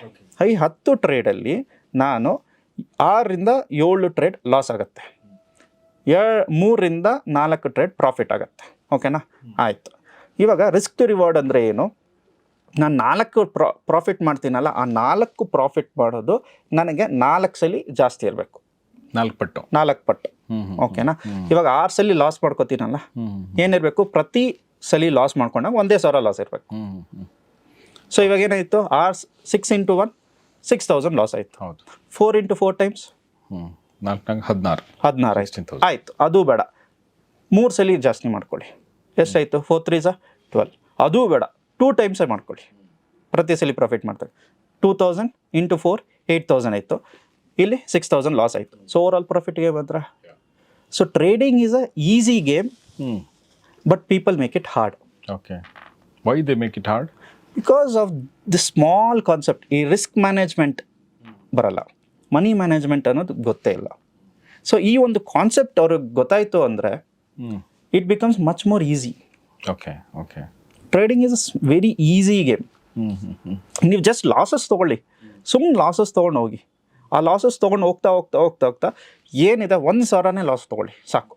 If you are ready to take 15 consecutive losses, ಒಂದು ಸೆಟಪಲ್ಲಿ 15 ಕಾನ್ಸಿಕ್ಯೂಟಿವ್ ಲಾಸಸ್ ತೊಗೊಳ್ಳಿ, you have built a beautiful psychology. But ಆ ಪ್ರತಿ ಟ್ರೇಡಲ್ಲೂ ಬರೀ 1,000ರಿಂದ 2,000 ಮಾತ್ರ ಲಾಸ್ ತೊಗೋಬೇಕು. ನೀವು ಒಂದು ಟ್ರೇಡಲ್ಲಿ 1,000 ಲಾಸು, ಇನ್ನೊಂದು ಟ್ರೇಡಲ್ಲಿ 50 ರೂಪಾಯಿ ಲಾಸು, ಇನ್ನೊಂದು ಟ್ರೇಡಲ್ಲಿ 500 ರೂಪಾಯಿ, ಇನ್ನೊಂದು ಟ್ರೇಡಲ್ಲಿ 5,000 ರೂಪಾಯಿ ಲಾಸು, ಇನ್ನೊಂದು ಟ್ರೇಡಲ್ಲಿ 10,000 ರೂಪಾಯಿ ಲಾಸು. ಈ ಥರ ತೊಗೊಂಡ್ರೆ ಅನ್ಈವನ್ ಆಗುತ್ತೆ. ಪ್ರತಿ ಟ್ರೇಡಲ್ಲೂ 2,000 ಅಥವಾ 1,000 ಫಿಕ್ಸ್ ಮಾಡ್ಕೊಂಬಿಡಿ. ನಾನು 1,000 ರಿಸ್ಕ್ ಮಾಡ್ತಾ ಇದ್ದೀನಿ, ಪ್ರಾಫಿಟ್ ಆದರೆ ಮಾತ್ರ 3,000 to 4,000 ಪ್ರಾಫಿಟ್ ಬರುತ್ತೆ. ಹೆಂಗೆ ಮಾಡೋಕ್ಕೆ ಸಾಧ್ಯ? ಹಾಗೆ ಪ್ರಾಫಿಟ್ ಲಾಸನ್ನು ನೀವು 2,000 ಲಾಸ್ ತಗೋತೀನಿ ಅನ್ನೋದು ಹೆಂಗೆ ಡಿಸೈಡ್ ಮಾಡೋಕ್ಕೆ? ಹೆಡ್ಜಿಂಗ್ ಮೂಲಕನ ಹೇಗೆ? Okay, hedging is a different concept. ಆ ಒಂದು ಕಾನ್ಸೆಪ್ಟ್ನ ನಾವು ಹೇಳ್ಕೊಡ್ತೀವಿ. ಬಟ್ ರಿಯಾಲಿಟಿ ಏನು ಗೊತ್ತಾ, there is something called as back testing. ಓಕೆನಾ? ಇದು ಬಂದು ಒಂದು ಸ್ಮಾಲ್ ಹೋಮ್ವರ್ಕು. ಪ್ರತಿಯೊಬ್ಬ ವ್ಯೂವರು ಏನು ಮಾಡಬೇಕು ಅಂದರೆ ಒಂದು ಸ್ಟ್ರಾಟಜಿ ತೊಗೊಳ್ಳಿ. ಓಕೆನಾ? ಅವರು ಎಲ್ಲ ಕಡೆ ಹೋಗ್ತಾರೆ, ತುಂಬ ಜನ ಹೋಗ್ತಾರೆ, ಒಂದೊಂದು ಇನ್ಸ್ಟಿಟ್ಯೂಷನ್ಸ್ಗೆ ಹೋಗ್ತಾರೆ, ಕಲ್ತ್ಕೋತಾರೆ, ಬರ್ತಾರೆ, ಕೊನೆಗೆ ಯಾವುದು ವರ್ಕ್ ಆಗ್ತಿರಲ್ಲ. ಓಕೆನಾ? ಸಿಂಪಲ್ ಬ್ಯಾಕ್ ಟೆಸ್ಟ್ ಮಾಡಬೇಕು. ಹೆಂಗೆ ಮಾಡ್ತೀರಾ ಬ್ಯಾಕ್ ಟೆಸ್ಟಿಂಗು? ಒಂದು ಸ್ಟ್ರಾಟಜಿ ತೊಗೊಳ್ಳಿ, ಯಾವುದಾದ್ರು ಸ್ಟ್ರಾಟಜಿ ಆಗಿರಲಿ, ಒಂದು ಸಿಂಪಲ್ ಸ್ಟ್ರಾಟಜಿ ತೊಗೊಂಡು ಅದನ್ನು 10ರಿಂದ 15 ವರ್ಷ 10ರಿಂದ 15 ವರ್ಷ ನೀವು ಬ್ಯಾಕ್ ಟೆಸ್ಟಿಂಗ್ ಮಾಡ್ಕೊಂಡು ಬನ್ನಿ. ಓಕೆನಾ? ಬ್ಯಾಕ್ ಟೆಸ್ಟಿಂಗ್ ಮಾಡ್ಕೊಂಡು ಬಂದಾಗ ಅದು ಪ್ರಾಫಿಟ್ ಆಗುತ್ತಾ ಲಾಸ್ ಆಗುತ್ತಾ ನಿಮಗೆ ಗೊತ್ತಾಗ್ಬಿಡುತ್ತೆ. ಸೊ ಇವಾಗ ಪ್ರಾಫಿಟ್ ಆಗುತ್ತಾ ಲಾಸ್ ಆಗುತ್ತಾ? ಇವಾಗ ಇನ್ ಕೇಸ್ ಆಫ್ ಪ್ರಾಫಿಟ್ ನಿಮ್ಗೆ ಗೊತ್ತು, 10-15 ವರ್ಷ ನಾನು ಬ್ಯಾಕ್ ಟೆಸ್ಟ್ ಮಾಡಿದ್ದೀನಿ, ಕೂತ್ಕೊಂಡು ದೇರ್ ಆರ್ ಲೈಕ್ 1 ವೀಕ್ ತೊಗೊಳುತ್ತೆ. ನೀವು 15 ಇಯರ್ಸ್ ಬ್ಯಾಕ್ ಟೆಸ್ಟ್ ಮಾಡಬೇಕು ಅಂದ್ರೆ 1 ವೀಕ್ to 2 ವೀಕ್ಸ್ ಮಿನಿಮಮ್ ತೊಗೊಳುತ್ತೆ. ಪ್ರತಿ candle by candle, bar by bar ಅಂತ ಕರಿತೀವಿ ಅದನ್ನು. ಕ್ಯಾಂಡಲ್ ಬೈ ಕ್ಯಾಂಡಲ್ ನೀವು ನೋಡ್ಕೊಂಡು ಹೋಗ್ತಿದ್ದೀರಾ, ಬ್ಯಾಕ್ ಟೆಸ್ಟ್ ಮಾಡ್ಕೊಂಡು ಹೋಗ್ತಿದ್ದೀರಾ, ಪ್ರಾಫಿಟ್ ಆಯಿತು, ಲಾಸ್ ಆಯಿತು ಅಂತ ನೋಡ್ಕೊಂಡು ಹೋಗ್ತಾ ಇದ್ದೀರಾ. So at the end of those 15 years ನಿಮ್ಗೆ ಅರೌಂಡ್ ಎಷ್ಟು 1000 ದಿವಸಗಳು ಬಂದಿರುತ್ತೆ. 1 ವರ್ಷ ಆಯಿತು ಅಂತ 365 ಡೇಸು. ಆ 365 ಡೇಸಲ್ಲೂ ಕಂಪ್ಲೀಟಾಗಿ ಟ್ರೇಡಿಂಗ್ ಡೇಸ್ ಬರುತ್ತಾ? ಇಲ್ಲ, ಅರೌಂಡ್ 200 ಡೇಸ್ ಬರುತ್ತೆ. 200 ಡೇಸ್ ಇಂಟು 10 ಇಯರ್ಸ್ ಅಂದರೆ 2000 ಡೇಸ್ ಆಯಿತು. 2000 ಬ್ಯಾಕ್ ಟೆಸ್ಟಿಂಗ್ಸ್ ಮಾಡಿರ್ತೀರಾ. ನೀವು ಪ್ರಾಫಿಟ್ ಆಗುತ್ತೋ ಲಾಸ್ ಆಗುತ್ತೋ ಅಲ್ಲೇ ಗೊತ್ತಾಗುತ್ತೆ. ಓಕೆ. ಸೊ ಒಂದು ಸ್ಟ್ರಾಟಜಿ ಪ್ರಾಫಿಟ್ ಆಗಬೇಕು ಅಂದರೆ ಮಿನಿಮಮ್ ನಿಮಗೆ 2000 ದಿವಸ ವರ್ಕ್ ಮಾಡಿ. ಬಟ್ ಇದು 10 ವರ್ಷ ತುಂಬ ಟೈಮ್, ಇಷ್ಟೆಲ್ಲ ಪೇಷನ್ಸ್ ಇದೆಯಾ ಜನರಿಗೆ? ನೀವು ಪ್ರಾಫಿಟಬಲ್ ಆಗಬೇಕಲ್ವಾ? ಪ್ರಾಫಿಟಬಲ್ ಆಗಬೇಕು ಅಂದರೆ ಇನ್ನೇನು, what else will you do something? There is no fix strategy that will work in market. ಯಾವುದು ಕೂಡ ವರ್ಕ್ ಆಗೋದಿಲ್ಲ, ಓಕೆನಾ? ಬಟ್ ಆದರೂ ವರ್ಕ್ ಆಗುತ್ತೆ. ಇವಾಗ ಲಾಸ್ಟ್ ಇಯರ್ ನಾನು ಹೇಳ್ತಾ ಇದ್ನಲ್ಲ, ಒಂದು ಕ್ಲಾಸ್ಗೆ ಹೋಗಿದ್ದೆ. ಅವ್ರು ಸಿಂಪಲಾಗಿ ಒಂದು ಸ್ಟ್ರಾಟಜಿ ಹೇಳ್ಕೊಟ್ರು, ಬುಲ್ಲಿಶ್ ಎನ್ಗಲ್ಫಿಂಗ್. ಓಕೆನಾ? Bullish engulfing. ಓಕೆ. ಏನಿಲ್ಲ, ಬುಲ್ಲಿಶ್ ಎನ್ಗಲ್ಫಿಂಗ್ ಅಂದರೆ ಏನು ಅಂದರೆ, ಒಂದು ರೆಡ್ ಕ್ಯಾಂಡಲ್ ಅಥವಾ ಗ್ರೀನ್ ಕ್ಯಾಂಡಲ್ ಇರುತ್ತೆ, ಅದ್ರ ಮೇಲೆ ಒಂದು ಗ್ರೀನ್ ಕ್ಯಾಂಡಲ್ ಬರಬೇಕು ಅಷ್ಟೇ. ಅವಾಗ ಟ್ರೇಡ್ ತೊಗೊಳ್ಳೋದು, ಮಾರ್ಕೆಟ್ ಮೇಡ್ ಆಗುತ್ತೆ ಅಂತ. ನೀವು ಜಸ್ಟ್ 2 ಇಯರ್ಸ್ ಬ್ಯಾಕ್ ಟೆಸ್ಟಿಂಗ್ ಮಾಡ್ಕೊಂಡು ಬನ್ನಿ, ಸಖತ್ತಾಗಿ ಪ್ರಾಫಿಟ್ ಕೊಟ್ಟಿದೆ. ಓಕೆ. ಈಗ ಬ್ಯಾಕ್ ಟೆಸ್ಟಿಂಗ್ ಅಂತ ನೀವೇನು ಹೇಳಿದ್ರಿ, ಅದನ್ನ ಕೂತ್ಕೊಂಡು ನಾವು ಸ್ಟಡಿ ಮಾಡುವಂಥದ್ದು. ಹೌದು. ಕಳೆದ 10 ವರ್ಷಗಳಿಂದ ಆಗಿರುವಂತ ಎಲ್ಲ ಏನು ಸ್ಟಾಕ್ ಮಾರ್ಕೆಟ್ ನ ಏರಿಳಿತಗಳನ್ನ ಸ್ಟಡಿ ಮಾಡಿ then we should come to a conclusion ಅಥವಾ ಒಂದು ಸ್ಟ್ರಾಟಜಿನ ಕಂಡುಕೊಳ್ಳೋದ್ರ ಬಗ್ಗೆ ಹೇಳ್ತಾ ಇದ್ರಿ ನೀವು. ಹೌದು. ನಾವು 10 ವರ್ಷ ಸ್ಪೆಂಡ್ ಮಾಡ್ಬೇಕಾಗಿಲ್ಲ, ಅಂದ್ರೆ ಫಿಸಿಕಲ್ ಆಗಿ ನಾನು 10 ವರ್ಷ ಮಾಡ್ಬೇಕಾಗಿಲ್ಲ, ಹಿಂದಿನ 10 ವರ್ಷದ ಅಧ್ಯಯನ ಮಾಡಿ ಅಂತ ಹೇಳ್ತಾ ಇದ್ರಿ ನೀವು. Okay, okay, that's good. Correct. So ಇವಾಗ ಏನಾಗುತ್ತೆ, ನಿಮಗೆ ಒಂದು ನಾಲೆಜು ಬರುತ್ತೆ. ಆಮೇಲೆ ನೀವು ಇವಾಗ 1 ಲಕ್ಷ ಹಾಕಿದ್ರೆ ನನಗೆ ಎಷ್ಟು ಕ್ಯಾಪಿಟಲ್ ಗ್ರೋತ್ ಆಯಿತು, ಇಷ್ಟಿಷ್ಟೇ ಲಾಸ್ ತೊಗೋತಾ ಬರ್ತಾ ಇದ್ದೀನಿ, ಇಷ್ಟಿಷ್ಟು ಪ್ರಾಫಿಟ್ ತೊಗೋತಾ ಬರ್ತಾ ಇದ್ದೀನಿ, ಏನಾಯಿತು ನನಗೆ over 10 year period. Same thing, there is saying history repeats ಅಂತ ಹೇಳ್ತಾರಲ್ಲ. ಸೊ 10 ವರ್ಷ ಏನಾಗಿದೆಯೋ ನೆಕ್ಸ್ಟ್ 10 ವರ್ಷನೂ ಅದೇ ಆಗೋದು. Okay, okay. People are very fearful. Falling ಮಾರ್ಕೆಟಲ್ಲಿ ಮಾಡೋದಕ್ಕೆ they are very fearful because ಆ ಸ್ಟ್ರಾಟಜಿ ಅವ್ರಿಗೇನು ಗೊತ್ತೇ ಇಲ್ಲ. ಅವ್ರು ಅದನ್ನು ಹೋಮ್ವರ್ಕೇ ಮಾಡಿಲ್ಲ. ನೀವು ಇವಾಗ ಮನೆಗೆ ಎಜುಕೇಷನ್, ಇವಾಗ ಸ್ಕೂಲ್ಗೆ ಹೋಗ್ತಾ ಇದ್ದೀರಾ, ಬೆಳಗ್ಗೆ ಕ್ಲಾಸ್ಗೆ ಹೋಗ್ತೀರಾ, ಮನೆಗೆ ಹೋಗ್ತೀರಾ, ಮನೇಲಿ ಏನು ಮಾಡ್ತೀರಾ? ಓದ್ತೀರಾ, ಹೋಮ್ವರ್ಕ್ ಮಾಡ್ತೀರಾ. ಬಟ್ ಟ್ರೇಡಿಂಗ್ ಅಥವಾ ಸ್ಟಾಕ್ ಮಾರ್ಕೆಟ್ ಅಂತ ಬಂದಾಗ no person is doing homework. They want to come in, 9 ಕಾಲಕ್ಕೆ ಬರಬೇಕು, ಪಂಚ್ ಮಾಡಬೇಕು ಆರ್ಡರ್ನ, ದುಡ್ಡು ತೊಗೊಂಡು ಮನೆಗೆ ಹೋಗ್ಬೇಕು. ಈ ಕಾನ್ಸೆಪ್ಟಲ್ಲಿ ಬಂದರೆ ಯಾರು ದುಡ್ಡು ಮಾಡೋಕ್ಕಾಗಲ್ಲ. Okay, okay. ಸೊ ಪವನ್ ಅವರು ಒಂದು ಒಳ್ಳೆ ಸ್ಟ್ರಾಟಜಿ ಹೇಳಿದ್ರು ಬ್ಯಾಕ್ ಟೆಸ್ಟಿಂಗ್ ಬಗ್ಗೆ. ಅಂದರೆ ಹೇಗೆ ಗೊತ್ತಾಗುತ್ತೆ ಅಂತ ಕೇಳಿದೆ ನಾನು. 2,000 ಲಾಸ್ ಆಗಬೇಕಂದ್ರೆ ಹೇಗೆ ಅದು ಗೊತ್ತಾಗೋದು ಅನ್ನೋದ್ರ ಬಗ್ಗೆ ಬ್ಯಾಕ್ ಟೆಸ್ಟಿಂಗ್ ಅನ್ನೋ ಮಾತನ್ನು ಹೇಳಿದ್ರಿ. ಹೇಗೆ ಅದನ್ನು ಮಾಡೋದು, ಹೇಗೆ ಸ್ಟಡಿ ಮಾಡಬೇಕು ಅದ್ರ ಬಗ್ಗೆ ಹೇಳ್ಬೋದಾ? ಓಕೆ. ಸೊ ಸಿಂಪಲ್ ಆಗಿ ಏನು ಮಾಡ್ತೀರಾ ಅಂದರೆ 10 ವರ್ಷದ ಡೇಟಾ ತೊಗೊಳ್ಳಿ. ಇವಾಗ ನೀವು ಟ್ರೇಡಿಂಗ್ ವ್ಯೂ ಅಂತ ಒಂದು ಚಾರ್ಟಿಂಗ್ ಟೂಲ್ ಅಂತ ಕರಿತೀವಿ ಅದನ್ನು. ಚಾರ್ಟಿಂಗ್ ಟೂಲ್ ಎಲ್ಲ ಕಡೆನೂ ಸಿಗುತ್ತೆ. ಟ್ರೇಡಿಂಗ್ ವ್ಯೂ ಹೋಗಿ ನಿಫ್ಟಿದೋ, ಬ್ಯಾಂಕ್ ನಿಫ್ಟಿದೋ ಯಾವುದೋ ಒಂದು ಸ್ಟಾಕ್ ಹಾಕೊಳ್ಳಿ. ಓಕೆ. ನಿಮ್ದು ಯಾವುದೋ ಒಂದು ಸ್ಟ್ರಾಟಜಿ ತೊಗೊಳ್ಳಿ. ಎಲ್ಲಿ ಕಲ್ತಿದ್ರೆ ಯಾವುದೋ ಒಂದು ಸ್ಟ್ರಾಟಜಿ ತೊಗೊಳ್ಳಿ, ಇಟ್ಕೊಳ್ಳಿ. ತೊಗೊಂಡ್ರ ಇವಾಗ 10 ವರ್ಷದ್ದು ಪ್ರತಿ ಸಲ ಆ ಸ್ಟ್ರಾಟಜಿ ಬಂದಾಗ ಮಾಡಿ. ಸೊ ಬೆಸ್ಟ್ ಎಕ್ಸಾಂಪಲ್, ನೀವು ಕಾರ್ ಡ್ರೈವ್ ಮಾಡ್ತಾ ಇದ್ದೀರಾ, ಇವಾಗ ಲೆಫ್ಟ್ ಇಂಡಿಕೇಟರ್, ರೈಟ್ ಇಂಡಿಕೇಟರ್ ಇದೆ. ಲೆಫ್ಟ್ ಹೋಗ್ಬೇಕು ಅಂದಾಗ ಮಾತ್ರ ಲೆಫ್ಟ್ ಇಂಡಿಕೇಟರ್ ಹಾಕ್ತೀರಾ. ಸೊ ಅದೇ ಥರ ಒಂದು ಸ್ಟ್ರಾಟಜಿ ಬಂತು ಅಂದಾಗ ಮಾತ್ರ ನೀವು ಎಂಟ್ರಿ ತೊಗೋತೀರಾ. ಸ್ಟ್ರಾಟಜಿ ಬರಲಿಲ್ಲ ಅಂತ ಸುಮ್ಮನೆ ಕೂತ್ಕೋಬೇಕು. ಓಕೆನಾ? ಸೊ ಈ ಸ್ಟ್ರಾಟಜಿಗೆ ಸಂಬಂಧಪಟ್ಟಿದ್ದಾಗೆ ಅಥವಾ ಬ್ಯಾಕ್ ಟೆಸ್ಟಿಂಗಿಗೆ ಸಂಬಂಧಪಟ್ಟಿದ್ದಾಗೆ ನೀವು ಏನೇನೆಲ್ಲ ನೋಡ್ಕೋಬೇಕು. ಫಸ್ಟ್ ಥಿಂಗ್, ನಿಮ್ಮ ಹತ್ರ ಕ್ಯಾಪಿಟಲ್. ಲೆಟ್ಸ್ ನಾನು 1 ಲಕ್ಷದಿಂದ ಶುರು ಮಾಡ್ತಿದ್ದೀನಾ, ಇಲ್ಲ 2 ಲಕ್ಷದಿಂದ ಶುರು ಮಾಡ್ತಿದ್ದೀನಾ. ಇವಾಗ let's if you are a buyer of options, ನಿಮ್ಗೆ ಜಸ್ಟ್ 10 ರಿಂದ 20 ಸಾವಿರ ಸಾಕು ಬೈ ಮಾಡೋದಕ್ಕೆ. ನೀವು ಅದೇ ಸೆಲ್ ಮಾಡ್ತೀನಿ ಅಂದರೆ ನಿಮಗೆ 1.5 ಲಕ್ಷ 2 ಲಕ್ಷ ಬೇಕು. So what you are doing, first ಅದನ್ನು ಅರ್ಥ ಮಾಡ್ಕೊಳ್ಳಿ. ಬೈ ಮಾಡಲಾ ಇಲ್ಲ ನಾನು ಸೆಲ್ ಮಾಡ್ತಿದ್ದೀನಾ ಅನ್ನೋದು ಅರ್ಥ ಮಾಡ್ಕೊಳ್ಳಿ. ಓಕೆ, ಇವಾಗ ನಾನು ಬೈ ಮಾಡ್ತಿದ್ದೀನಿ ಅಂದ್ಕೊಳ್ಳಿ, 1 ಲಕ್ಷ 2 ಲಕ್ಷ ಸಾಕು. Let's I start with 1 lakh rupee. Next, ಎಷ್ಟು ದಿವಸ ನಾನು ಟ್ರೇಡ್ ತೊಗೊಂಡಿದ್ದೀನಿ, total number of trades.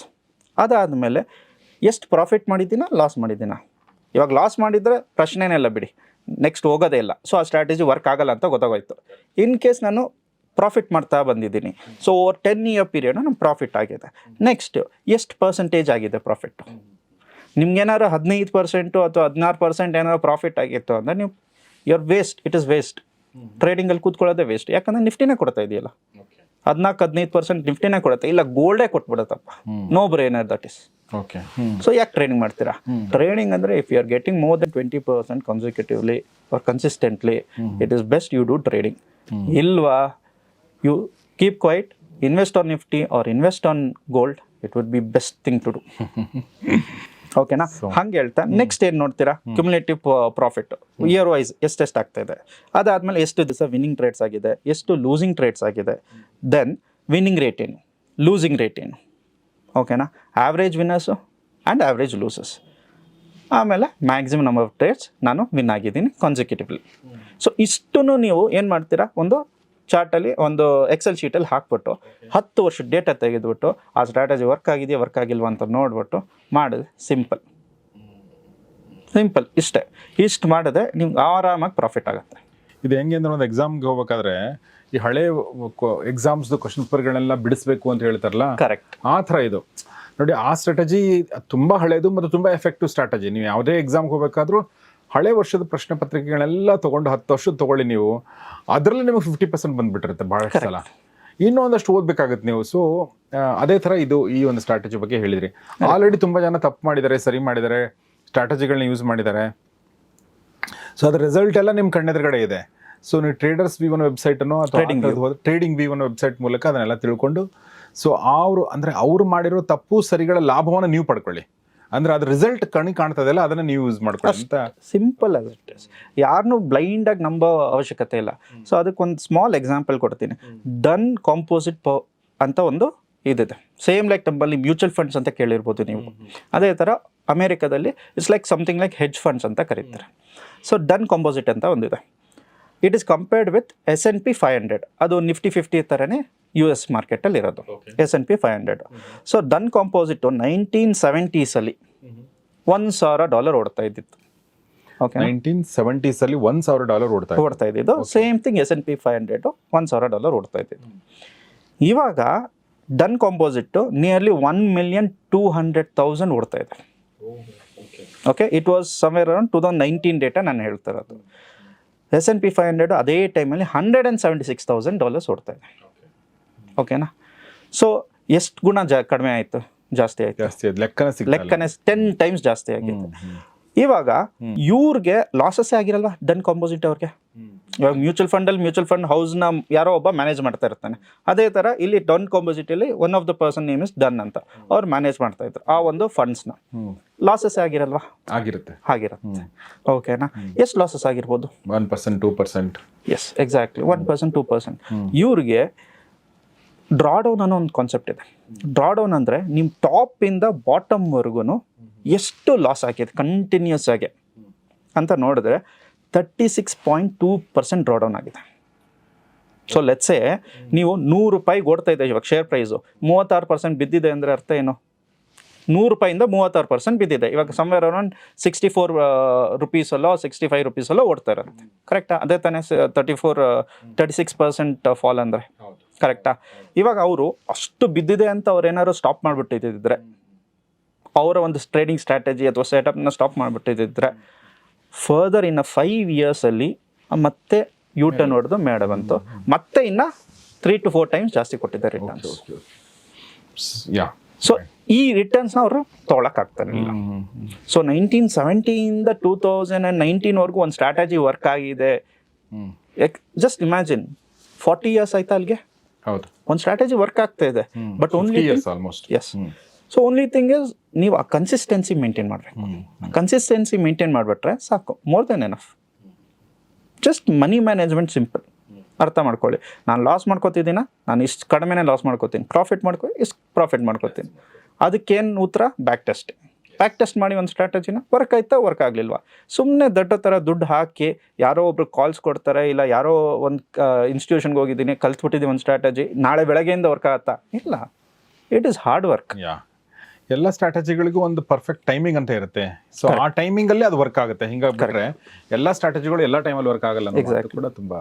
Exactly sir. So ಈಗ ಫೈನಲ್ ಆಗಿ ನಾವು ಲೈವ್ ಡೆಮೋ ಮಾಡಿ ನೋಡೋಣ. ಅಂದ್ರೆ ಇವತ್ತಿನ ದಿನದ ಲೈವ್ ನೋಡ್ತಾ ಇದೀವಿ. ಸೊ ಬ್ಯಾಕ್ ಟೆಸ್ಟಿಂಗ್ ಬಗ್ಗೆ ಹೇಳಿದೀನಿ, ಬ್ಯಾಕ್ ಟೆಸ್ಟಿಂಗ್ ಬಗ್ಗೆ. ಸೊ ಅದನ್ನೊಂದು ಜನರಿಗೆ ತೋರಿಸ್ಬೋದಾ? ಅದ್ರ ಮೂಲಕ ನಿಮ್ಮ ಸ್ಟ್ರಾಟಜಿನ ತೋರಿಸ್ಬೋದಾ? Yes, definitely.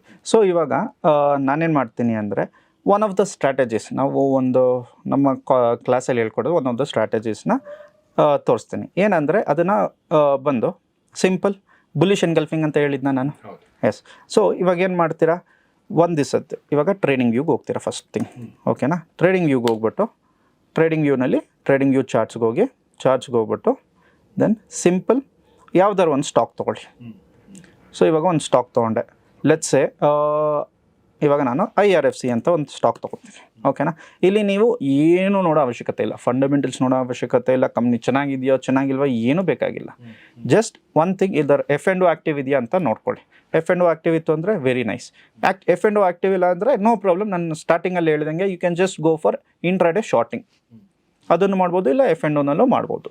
ಸೊ ಇವಾಗ ನಾನು ಏನು ಮಾಡ್ತೀನಿ, ಫಸ್ಟ್ ಥಿಂಗ್ ಮಂತ್ಲಿಗೆ ಬರ್ತೀನಿ. ಮಂತ್ಲಿ ಕ್ಯಾಂಡಲ್ ಸ್ಟಿಕ್ಗೆ ಹೋಗ್ತಾ ಇದ್ದೀನಿ. ಮಂತ್ಲಿ ಕ್ಯಾಂಡಲ್ ಸ್ಟಿಕ್ಕಲ್ಲಿ ನನಗೆ ಬುಲ್ಲಿಶ್ ಇದೆಯಾ ಬೆರಿಶ್ ಇದೆಯಾ, ಅಂದರೆ ರೆಡ್ ಕ್ಯಾಂಡಲ್ ಇದೆಯಾ ಗ್ರೀನ್ ಕ್ಯಾಂಡಲ್ ಇದೆಯಾ ಅಂತ ನೋಡ್ತೀನಿ. ಓಕೆನಾ. ಆಮೇಲೆ ವೀಕ್ಲಿಗೆ ಹೋಗ್ತೀನಿ, ಸೇಮ್ ಥಿಂಗ್, ರೆಡ್ ಇದೆಯಾ ಗ್ರೀನ್ ಇದೆಯಾ. ನೆಕ್ಸ್ಟ್ ಡೈಲಿಗೆ ಬರ್ತೀನಿ, ರೆಡ್ ಇದೆಯಾ ಗ್ರೀನ್ ಇದೆಯಾ. ನನಗೆ 3 ಟೈಮ್ ಫ್ರೇಮಲ್ಲೂ ರೆಡ್ ಕ್ಯಾಂಡಲ್ಸ್ಗಳೇ ಸಿಗಬೇಕು. ಓಕೆನಾ. ರೆಡ್ ಕ್ಯಾಂಡಲ್ ಸಿಗ್ತಾ ಇವಾಗ ನನಗೆ 3 ಟೈಮ್ ಫ್ರೇಮಲ್ಲೂ ರೆಡ್ ಇದೆ. ಇವಾಗ ಮಂತ್ಲಿಲೂ ರೆಡ್ ಆಯಿತು, ವೀಕ್ಲಿಲೂ ರೆಡ್ ಇದೆ, ಡೈಲಿಲೂ ರೆಡ್ ಬಂತು. ಇವಾಗ ನನ್ನ ಸ್ಟ್ರಾಟಜಿ ಏನು ಮಾಡ್ತೀನಿ, ಸಿಂಪಲ್. ನಾನೇನು ಮಾಡ್ತೀನಿ, ಇವಾಗ ಇಲ್ಲಿಗೆ ಹೋಗಿ ನೆನ್ನೆಯ ಕ್ಲೋಸಿಂಗ್ 1 ಡೇ ಕ್ಯಾಂಡಲ್ ಇಟ್ಕೋತೀನಿ. 1 ಡೇ ಕ್ಯಾಂಡಲ್ ಇಟ್ಕೊಂಡು ನೆನ್ನೆಯ ಕ್ಲೋಸಿಂಗಿಗೆ ಹೋಗ್ತೀನಿ, ಲೈನ್ ಹಾಕೋತೀನಿ. ಇವಾಗ ಲೈನ್ ಹಾಕ್ಕೊಂಡೆ. ಇವಾಗ ನಾಳೆ ಬೆಳಗ್ಗೆ, ಓಕೆನಾ, ನಾಳೆ ಬೆಳಗ್ಗೆ ಇನ್ ಕೇಸ್ ಮಾರ್ಕೆಟು 5 ನಿಮಿಷದಲ್ಲಿ ಓಪನ್ ಆಗುತ್ತಾ ಅಂತ ನೋಡೋಣ. ಫಸ್ಟು ನಾಳೆ ಬೆಳಗ್ಗೆ 9 ಕಾಲಿಗೆ ನೋಡ್ತಿದ್ದೀನಿ. 9 ಕಾಲ ಆಯಿತು, 9:15 ಆಯಿತು. ಇವಾಗ ಏನು ಮಾಡ್ತೀನಿ, ಯಾವುದಾದ್ರು ಒಂದು ಕ್ಯಾಂಡಲ್ಲು ನಾನು ಲೈನ್ ಹಾಕಿದ್ದೀನಲ್ಲ, ಈ ಗೆರೆ ಕೆಳಗಡೆ ಏನಾದರೂ ಕ್ಲೋಸ್ ಆಗಬೇಕು ಮೊದಲನೇ ಕ್ಯಾಂಡಲ್ಲು. ಅದಾದಮೇಲೆ 2ನೇ ಕ್ಯಾಂಡಲ್ಲು ಫಸ್ಟ್ ಕ್ಯಾಂಡಲ್ ಇದೆಯಲ್ಲ ಕ್ಲೋಸ್ ಆಗಿದೆಯಲ್ಲ, ಆ ಫಸ್ಟ್ ಕ್ಯಾಂಡಲ್ ಲೋಗಿಂತ ಇನ್ನೊಂದು ಕ್ಯಾಂಡಲ್ ಕ್ಲೋಸ್ ಆಯಿತು ಅಂದರೆ ಅಲ್ಲಿ ನನ್ನ ಎಂಟ್ರಿ. ಓಕೆ. ಇವಾಗ ಎಂಟ್ರಿ ಏನೋ ಹೇಳ್ಬಿಟ್ಟೆ. ಮೇಜರಾಗೆ ನನ್ನ ಟಾರ್ಗೆಟ್ ಏನಾರು ಇಟ್ಕೋಬೋದು, ಬಟ್ ಸ್ಟಾಪ್ ಲಾಸ್ ಮಾತ್ರ ಇಂಪಾರ್ಟೆಂಟಾಗೆ ಇಟ್ಕೋಬೇಕು. ಯಾವುದಾದ್ರು ಸ್ಟಾಪ್ ಲಾಸು, ನಾನು ಫಸ್ಟ್ ಗೆರೆ ಹಾಕಿದ್ದೀನಲ್ಲ 1 ಡೇ ಕ್ಯಾಂಡಲ್ದು ಗೆರೆ, ಆ ಲೈನು ಅದು ಬಂದು ನನ್ನ ಸ್ಟಾಪ್ ಲಾಸ್ ಆಗಿರುತ್ತೆ. ಸಿಂಪಲ್. ಓಕೆನಾ. ಸೊ ಇವಾಗ ನಾನು ಏನು ಮಾಡ್ತೀನಿ, ಎಂಟ್ರಿ ತೊಗೊಂಡ್ರೆ ಸ್ಟಾಪ್ ಲಾಸ್ ಎಲ್ಲಿದೆ ಅಂತ ಗೊತ್ತಾಯಿತು. ಇವಾಗ ನಾನು ಎಂಟ್ರಿ ತೊಗೊಂಡೆ, ಸಿಂಪಲ್ ಆಸ್ ಇಟ್ ಇಸ್. ಇವಾಗ ಎಂಟ್ರಿ ತೊಗೊಂಡಾದ್ಮೇಲೆ ಇಲ್ಲಿಂದ ಕೆಳಗಡೆ ಬಿತ್ತಾ ನೋಡ್ಕೊಳ್ಳಿ. ಓಕೆನಾ. ಎಷ್ಟು ಪರ್ಸೆಂಟ್ ನೀವು ಲೆಟ್ಸೆ ನಾನು 2,000 ದುಡ್ಕೋಬೇಕು ಅಂತ ಅನ್ಕೋತೀರ, ಎಷ್ಟು ಶೇರ್ಸ್ ಬರುತ್ತೆ. ಲೈಕ್ ಎಕ್ಸಾಂಪಲ್, ನಾನು 1 ಲಕ್ಷ ಕ್ಯಾಪಿಟಲ್ ಇಟ್ಕೊಂಡಿದ್ದೀನಿ. 1 ಲಕ್ಷದಲ್ಲಿ ನಾನು 1,000 ರಿಸ್ಕ್ ಮಾಡ್ತಾಯಿದ್ದೀನಿ. ಆಮೇಲೆ ಪ್ರಾಫಿಟ್ ಆಯಿತು ಅಂದರೆ 2,000 ಪ್ರಾಫಿಟ್ ಆಗುತ್ತೆ ಅಂತ ಅಂದ್ಕೊಂಡಿದ್ದೀನಿ. ಕರೆಕ್ಟಾ. ಸೊ ಇವಾಗ 1 ಲಕ್ಷಕ್ಕೆ ಎಷ್ಟು ಶೇರ್ಸ್ ಬರಬೇಕು. ಇವಾಗ ಲೆಟ್ಸೆ ನಾನು ಮಾರ್ಕೆಟ್ ಬಂದು IRFC ಶೇರ್ಸ್ ಬಂದು ಇವಾಗ 111 ರೂಪಾಯಿ ಓಡ್ತಿದೆ ಅಂತ ಅಂದ್ಕೊಳ್ಳಿ. ನಾನು 1,000 ಲಾಸ್ ಮಾಡ್ಕೋಬೇಕು ಅಂದರೆ ಸಿಂಪಲಾಗೆ ಕ್ಯಾಲ್ಕುಲೇಟರ್ ತೊಗೊಳ್ಳಿ. ಕ್ಯಾಲ್ಕುಲೇಟರ್ಗೆ ಹೋಗ್ಬಿಟ್ಟು ನೀವು, ನಾನು 111 ರೂಪಾಯಿ ಲಾಸ್, ಇವಾಗ ಮಾರ್ಕೆಟ್ ನಡೀತಾ ಇದೆ, ನಾನು 1,000 ಮಾತ್ರ ಲಾಸ್ ಮಾಡ್ಕೋಬೇಕು, ಡಿವೈಡೆಡ್ ಬೈ 111 ರೂಪಾಯಿ. ಇವಾಗ ಇಲ್ಲೇ ಬಂದುಬಿಡ್ತು, 9 ಶೇರ್ ತೊಗೊಂಡ್ರೆ ಸಾಕು ನನಗೆ. ನಾನು ಬರೀ 1,000 ರೂಪಾಯಿ ಲಾಸ್ ಮಾಡ್ಕೋತೀನಿ. ಅಷ್ಟೇ ಬೇಕಾಗಿರೋದು. ನಾನು ಪ್ರಾಫಿಟ್ ಮಾಡ್ತೀನೋ ಬಿಡ್ತೀನೋ ಅದು ಬೇಕಾಗಿಲ್ಲ, ಲಾಸ್ ಎಷ್ಟಾಗಬೇಕು ಅನ್ನೋದು ಡಿಫೈನ್ ಮಾಡ್ಕೊಂಡು ಇದ್ಬಿಡಿ, ಸಾಕು, ಮುಗೀತು. ಓಕೆನಾ.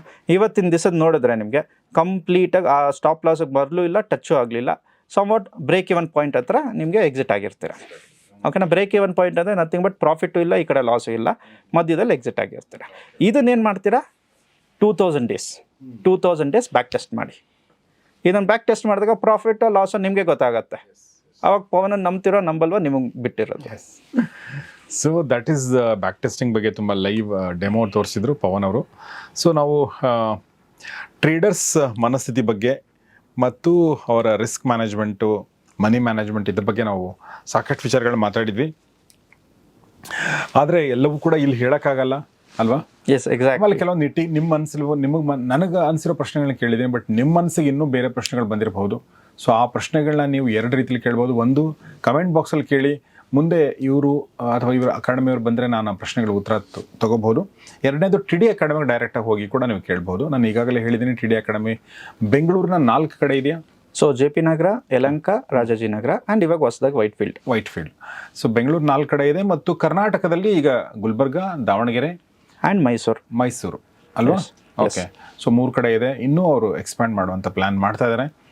ಅಲ್ಲೂ ಕೂಡ ನೀವು ಹೋಗಿ ಕಲಿತು ಅಂತಂದರೆ ಅದಾದ ನಂತರನೇ ನೀವು ಈ ಸ್ಟ್ರಾಟಜಿಗಳನ್ನ ಯೂಸ್ ಮಾಡಿ. ಯಾಕೆಂದರೆ ಇನ್ವೆಸ್ಟ್ಮೆಂಟ್ ಅನ್ನೋದು ಅಥವಾ ಇನ್ವೆಸ್ಟರ್ ಅನ್ನೋದು ಒಂದಾದರೆ, ಟ್ರೇಡರ್ ಅನ್ನೋದು ಅದರ ಎಕ್ಸ್ಪರ್ಟ್ ಲೆವೆಲ್ ಅದು ಆ್ಯಕ್ಚುಲಿ. ಕರೆಕ್ಟ್. ಅದನ್ನು ಯಾವುದೇ ಕಾರಣಕ್ಕೂ ನೀವು ಜಾಸ್ತಿ ತಿಳ್ಕೊಳ್ಳೋದನ್ನೇ ಹಾಫ್ ನಾಲೆಜ್ ಇಟ್ಕೊಂಡು ದಯವಿಟ್ಟು ಮಾಡಬೇಡಿ ಅಂತ ಹೇಳೋಕ್ಕೆ ಇಷ್ಟಪಡ್ತೀನಿ. ಸೊ ಇಷ್ಟೊತ್ತು ನಮಗೆ ಈ ಒಂದು ಸ್ಟಾಕ್ ಮಾರ್ಕೆಟ್ನ ಟ್ರೇಡರ್ ಸೈಕಾಲಜಿ ಬಗ್ಗೆ ತುಂಬ ಅದ್ಭುತವಾದ ವಿಚಾರಗಳನ್ನ ಹೇಳಿದಂಥ ಪವನ್ ಕುಮಾರ್ ಅವರಿಗೆ ಧನ್ಯವಾದಗಳು ಹೇಳ್ತೀನಿ. Thank you sir. Thank you sir. Thank you very much. ತುಂಬ ಖುಷಿ ಆಯಿತು ನಿಮ್ಮ ಜೊತೆ ಮಾತಾಡಿ. ಸೊ ಈ ಒಂದು ನಾಲೆಡ್ಜ್ ಹೀಗೆ ಹೋಗಲಿ. ನಮ್ಮ ಗ್ರೋತ್ ಸ್ಟೋರಿ, ದೇಶದ ಗ್ರೋತ್ ಸ್ಟೋರಿನಲ್ಲಿ ಎಲ್ಲರೂ ನಾವು ಕೂಡ ಪಾರ್ಟಿಸಿಪೇಟ್ ಮಾಡಿ. Yes, sir. ಬಟ್ ಜೊತೆಗೆ ಈ ಸದ್ಯಕ್ಕೆ ಬಿದ್ದಿರೋದ್ರಿಂದ ಒಂದು ಸ್ವಲ್ಪ ಡ್ಯಾಂಪನಿಂಗ್ ಇದೆ ಮೂಡು, ಒಂದು ಸ್ವಲ್ಪ ಶೋಕತಪ್ತವಾಗಿದೆ. ಬಟ್ ತಲೆ ಕೆಡಿಸ್ಕೊಳ್ಳೋ ಅವಶ್ಯಕತೆ ಎಲ್ಲ, ಸುಮ್ಮನೆ ವೆಯ್ಟ್ ಮಾಡಿ ಅಂತ ಆಲ್ರೆಡಿ ಹೇಳಿದ್ದಾರೆ. ಅದ್ರ ಬಗ್ಗೆ ಕೂಡ ನಾವು ಮಾತಾಡಿದ್ದೀವಿ. ಹೀಗಾಗಿ ನೀವು ಇನ್ವೆಸ್ಟರ್ ಆಗಿದ್ರು ಕೂಡ ನೀವು ಜಾಸ್ತಿ ತಲೆ ಕೆಡಿಸ್ಕೊಬೇಡಿ. ಟ್ರೇಡರ್ ಆಗಿದ್ದರೆ ದಯವಿಟ್ಟು ಇನ್ನೊಂದಷ್ಟು ಕೆಲಸಗಳನ್ನ ಮಾಡಿ, ಇನ್ನೊಂದಷ್ಟು ಹೋಮ್ವರ್ಕ್ ಮಾಡಿ, ಅಧ್ಯಯನ ಮಾಡಿ ಮತ್ತು ಇದರಿಂದ ಹೊರಗಡೆ ಬರುವಂಥ ದಾರಿಗಳನ್ನ ಕಂಡುಕೊಳ್ಳಿ. ಇಷ್ಟು ಹೇಳ್ತಾ ಇವತ್ತಿನ ಈ ಎಪಿಸೋಡ್ನ ಮುಗಿಸ್ತಾ ಇದ್ದೀನಿ. ಇದನ್ನು ದಯವಿಟ್ಟು ನಿಮ್ಮೆಲ್ಲ ಸ್ನೇಹಿತರೊಂದಿಗೆ ಶೇರ್ ಮಾಡಿ. ನೋಡ್ತಾರೆ ಗೌರಿ ಶೆಟ್ಟಿ ಸ್ಟುಡಿಯೋ, ನೋಡ್ತಾರೆ ಮಹಾಮನಿ ಕಾರ್ಯಕ್ರಮ. ನಮಸ್ಕಾರ.